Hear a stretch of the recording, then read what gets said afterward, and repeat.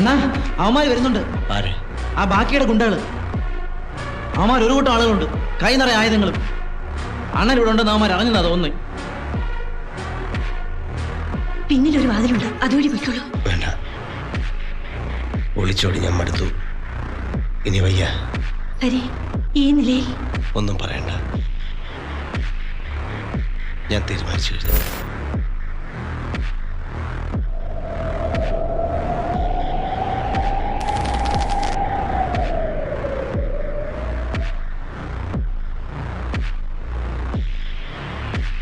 मेरा नाम हरि है। लोग मुझे हरि अन्ना कहते हैं।